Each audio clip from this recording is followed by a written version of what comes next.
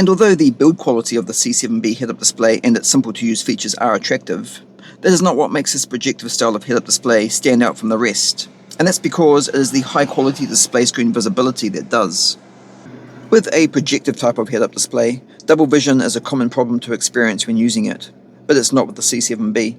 It may not have all of the advanced features like some of the other HUDs do, but if close to perfect visibility is what you're looking for, you are really going to struggle to beat it.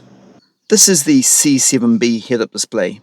It's OBD2 controlled, and it's also another projective type of head-up display as well, which is something that I have not actually reviewed in a while now, and not because I don't like projective head-up displays, because I definitely do like some of them.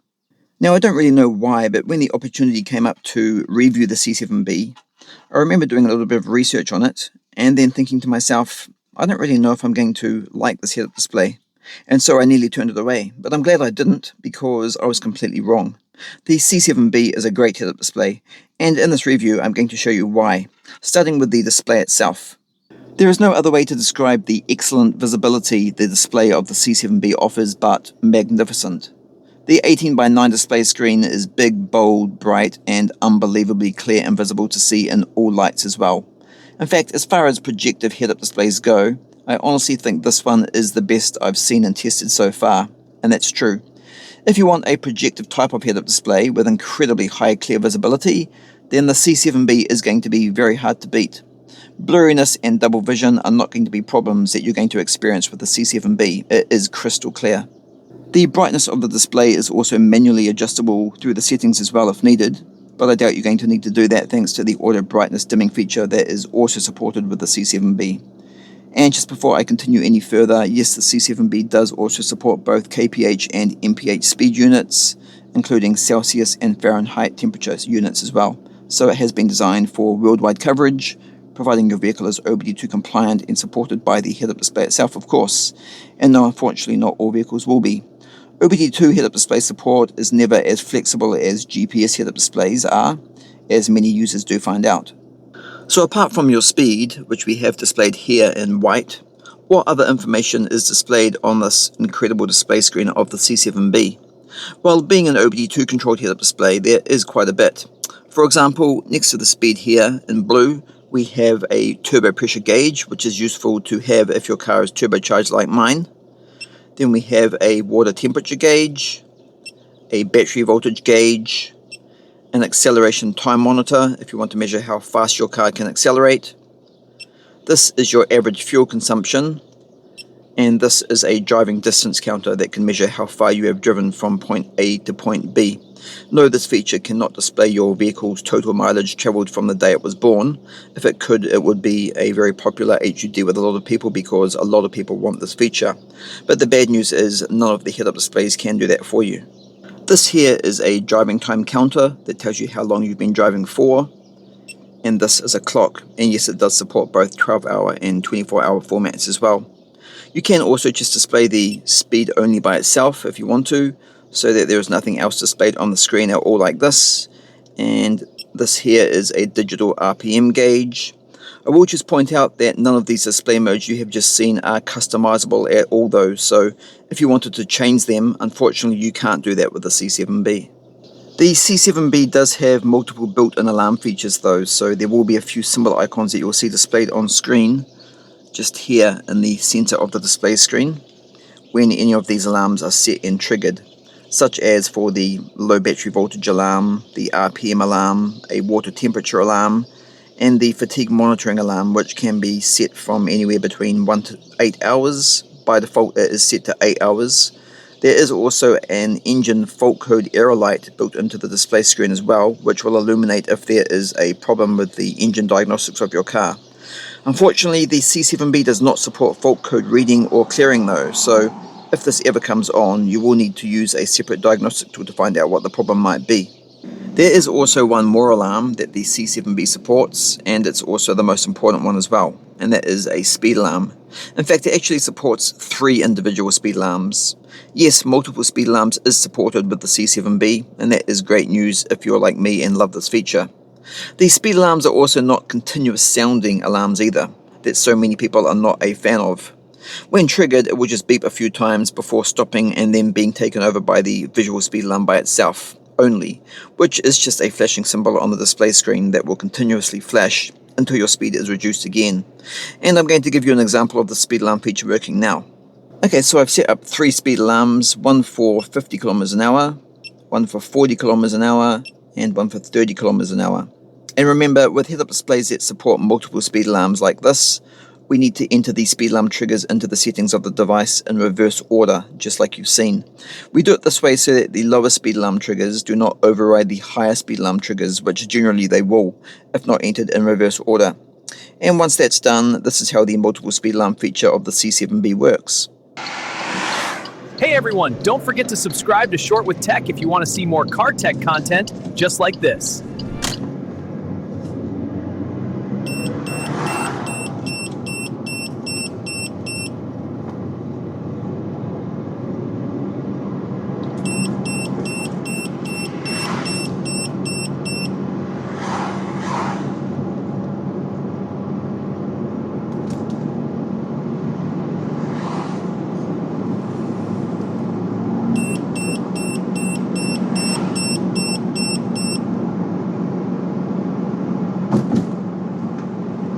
By the way, the built-in internal speed alarm buzzer can also be turned off if you don't want an audible speed alarm at all, and that is achieved by pulling and holding the scrolling wheel here on the side of the device back towards you until it beeps.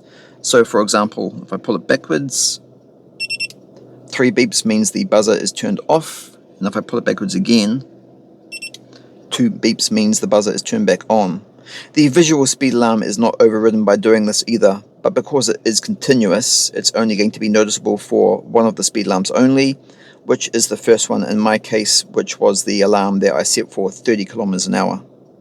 Now, as you will have seen from the speed alarm demonstrations, ambient lighting is another feature that is supported with the C7B as well, and for that it uses this little LED light bar here in the front of the head-up display. The LED light bar is also combined with the speed alarm feature as well, and it also flashes red when the speed alarms are triggered, as you just saw. There are 6 different color options to choose from with the LED light bar if you want to customize it, and they are red, green, dark blue, yellow, cyan blue, and pinky purple.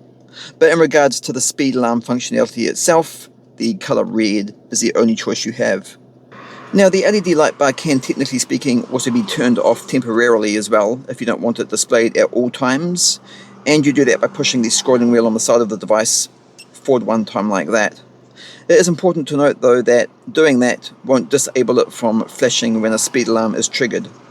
However, just before trying to turn it off, I will also mention that the ambient lighting can also be set up so the LED light bar will change color automatically when certain speeds are achieved as well. So for example, like this.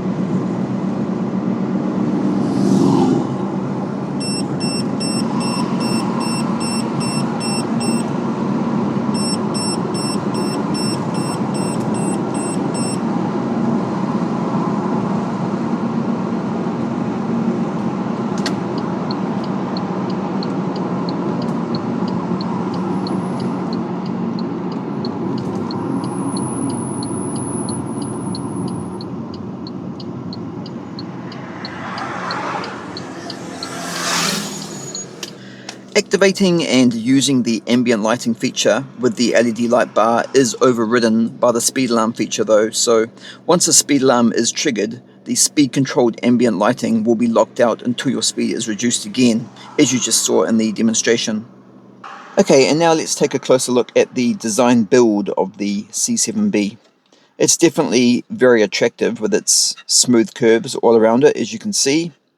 The OBD2 power cable that it is supplied with connects to the head-up display itself through a mini USB connection port, which is right here, and the device is fully controlled with the use of this very small sized scrolling wheel on the side here.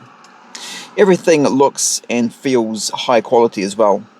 The display screen itself, which you manually extract up and down by hand, is also good quality, and with a very noticeable tint to it as well, which is what it needs for the best visibility, and that is of course a feature that this head-up display definitely does have. Now, in regards to how do you attach it to your dashboard without it falling off, which is a really common question I get asked a lot. Well, the C7B is also supplied with this anti-slip mat as well. So it's just a rubber mat that you just stick onto the bottom of your head-up display like that. It just sticks on by itself, and then you just place the head-up display onto your dashboard, and it works perfectly. It won't go anywhere. This prevents the HUD from moving around when you're going around corners or over bumps. The head-up display stays stable at all times. I am a really big fan of these as well, but unfortunately not all head-up displays are supplied with them. You can buy them separately though, but with the C7B you don't need to.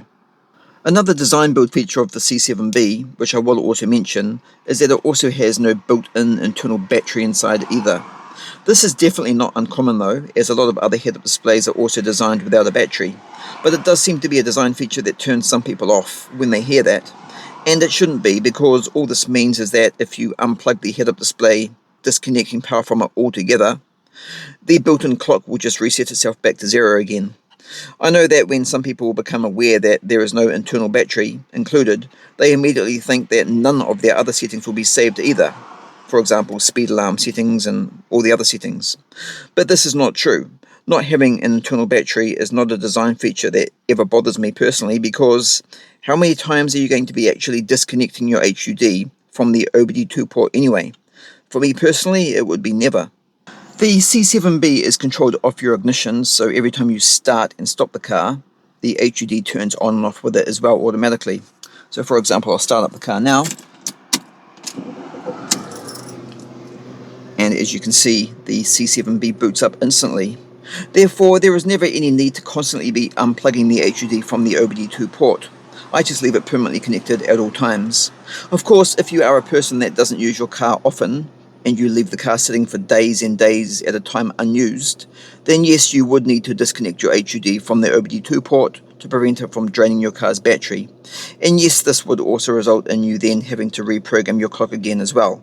But if you use your car most days, then the HUD not having an internal battery is not going to be a problem at all. The C7B does also conveniently display the distance you have driven, along with your average fuel consumption, within a few seconds every time you turn off the car before it shuts itself down as well. And I'll demonstrate that for you now. So at the moment the car is running, turn the ignition off now, like that, and you will see the display change accordingly. I'm really only mentioning this due to me getting asked this question quite a few times now in previous head-up display reviews. So if this is a feature that you like with a head-up display, then yes, this is supported with the C7B.